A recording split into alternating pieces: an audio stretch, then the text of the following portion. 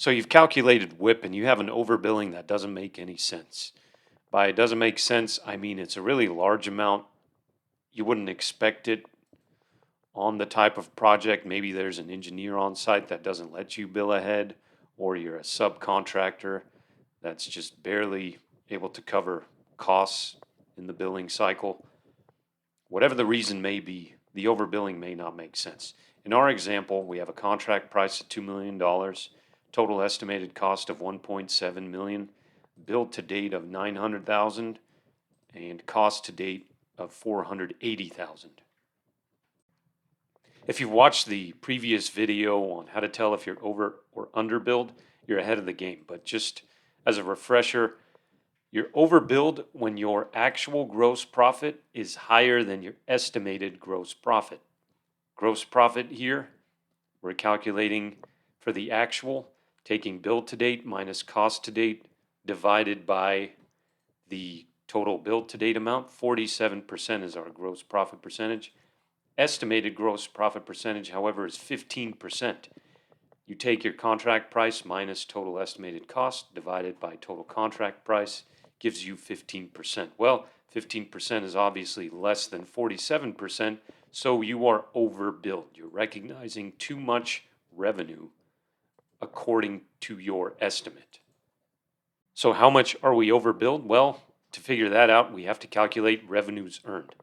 Shortcut to calculating revenues earned on a profitable job is divide the cost to date amount by 1 minus the estimated gross profit.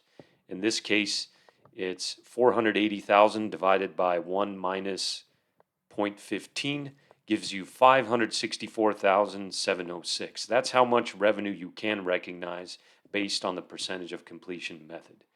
However, we billed $900,000. So to calculate the actual overbilling, you take your billed to date amount, subtract it by the revenues earned amount, giving you $335,294. That is the total amount of our overbilling. So in our example, we're saying this overbilling doesn't make sense. Well, what do? One of the first things you can do is look at your estimate and ask yourself, is this the most recent estimate? You may be working with your initial budget here, and you may have over budgeted several line items, and you're just now seeing the cost savings flow through. So take a look at your estimate, see if you need to make adjustments, which may be the case. The way you would adjust that is by decreasing it by the amount of savings. You update the budget. Instead of the cost being $1.7 million, maybe now it's $1.3 million. So you decrease the total estimated cost by the total savings to arrive at an updated total estimated cost. Now, when you adjust that, you see the estimated gross profit go up. Now we're seeing it closer to our actual gross profit here in quotes. This increases your revenues earned. Now, because our estimate is higher, we're permitted to recognize more revenue than we did before.